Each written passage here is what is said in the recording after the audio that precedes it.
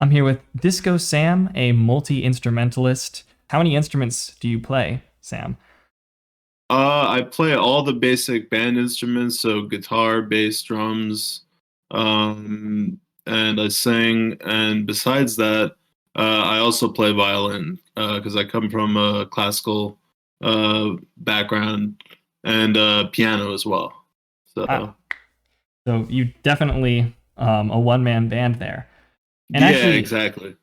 I Yep. said vaporwave, but I think you kind of describe yourself as more multi-genre. Is that right?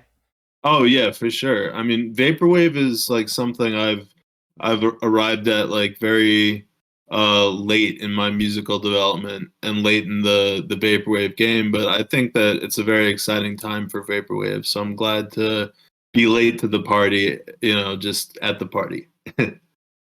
And what are you going to be showing off for Homesick Fest? Is it going to be your vaporwave or some of your more full band arrangements, or what's going to be on the menu?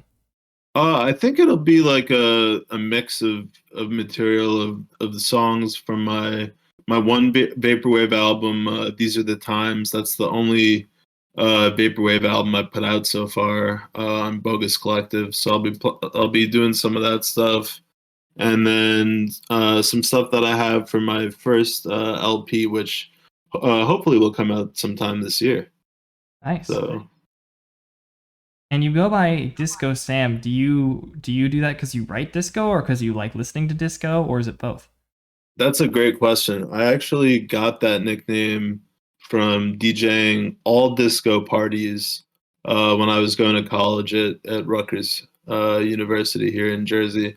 I just got like heavy into disco right around the time vaporwave was really first like developing. I guess like what the difference between like vaporwave's first generation and me is like vaporwave adapted all these samples and stuff, whereas I was so caught up in just the music itself and DJing it that it didn't translate into my own music immediately. Mm-hmm. And when did you start transitioning towards the more vaporwave style of producing? Well, I've been doing electronic music since like 2012 now, and I've been writing music since I was like 12 years old. So that's a long span in between when I started writing songs, like I started writing rock songs, and I started writing electronic songs back in like 2012. And honestly, with Vaporwave, I just started making it last year. Just started making it at the end of last year. And what was awesome was being reached out to by Twin Pines Mall to put out an album. And at that point, I had experimented with vaporwave, but I'd never tried to put an album together. And I said, "Hold up, give me a week, and I think I have something perfect for you." And I did it, and I think it came out as good as it could have come out. I'm really happy with that project. Are you saying that album you spent a week on it? I mean, basically what I did was I took an album of songs that I had already recorded and then basically vaporwave them. Oh, so it was And your own music that you were exactly. sampling, Yeah, I was sampling my own music. Yeah. but the music wasn't written with the intent of being vaporwave. Because I think that's what happens a lot when people do that sort of thing. Yeah, totally. I mean, like, I think that the music that I write when I write like original compositions is very it just lends itself really well to vaporwave. I'm probably like the least vaporwave artist that's on this bill, but I love it. I'm excited. I'm just glad to be part of the scene in some way because I think it's a really cool scene. And what about for visuals? Did you create visuals for your set, or did you work with someone for that? The visuals, I'm actually working with my art director, who goes by JFK, does all my art. So she does all my art and visuals and all that. So she'll have the visual component locked down. That's really cool.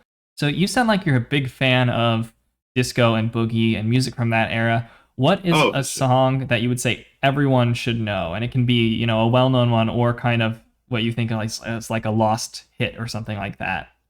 Okay, yeah, that's a great question. I think the best song, if you just want to hear what like a great disco record sounds like, forget like like the big hits that you might have heard. It's a song called "What's Your Name, What's Your Number" by Andrea True Connection, and it's done by an artist who had a bigger hit with a song called "More, More, More," which I think like everybody's heard. But I'll never forget I DJ'd a party and played this record, "What's Your Name, What's Your Number," and within like a minute, I had like 100 people sing along to it, and they'd never heard this song before. So it was really magical to see that catch on, and I would just recommend everybody check that song out. Sounds pretty awesome. Is that um is that one of your favorite memories from DJing? Do you have any other moments like that you've hit? Oh, for sure. I mean, like my favorite memory from DJing was this party I did at Rutgers that like I want to say the floor picked up at like 10 o'clock. And what was great about being a DJ in college was no time limits, because they were house parties. So it was like I started DJing at 10 and I didn't stop until sunrise, and the floor didn't clear until sunrise. It was really a wild night. It was like July, and I'm dating myself here. It was like July, like 2011. So I guess like during the first vaporwave uh, period, I guess. Yeah. And actually, it's really cool. I've known for years now Wizard of Loneliness. I've known him for like over 10 years. Like, and I heard some of his first recordings way back. So it's really cool to me to see how far he's come with his stuff. And he was at some of those disco parties. Oh wow. Yeah, that's a really cool connection I wasn't aware of. So, you're both a producer and a DJ. What was it like DJing your own music for this to create this live set? You know what? It's like it's really a new experience for me because I'm used to performing live and playing guitar and singing. So I gotta give a shout out to Dan Mason. I think like his his whole style of performing, I think, really inspired me for how to present my stuff. Um, because there's so many different layers to the songs, and as a vocalist, I like the vocals to be front and center, so like I'm just excited to perform in a new way for this festival. Yeah. Um, and jumping back to kind of your disco roots, where do your inspirations come from? Is it like specific artists from disco or modern artists? Where do you pull inspiration from in your music? Another great question. All over the place. It all kind of, it all inspires me. I feel like it doesn't have to necessarily relate to the music itself to inspire you, as long as it's great music, you know. Yeah. With all those different styles, I'm kind of sensing a theme. Do you like to dance to music? Oh, for sure. Yeah. Yeah, yeah. No, I love it. I mean, I would say personally, I'm like not the greatest dancer, but disco is like one of the few things I can dance to. I think it's like the easiest genre of music to dance to, but definitely dance is like a theme in music that I love listening to. It's just something with the groove, something with bass and good drums. Well, thanks a lot for chatting with me. Let's get on into the set. Sounds great.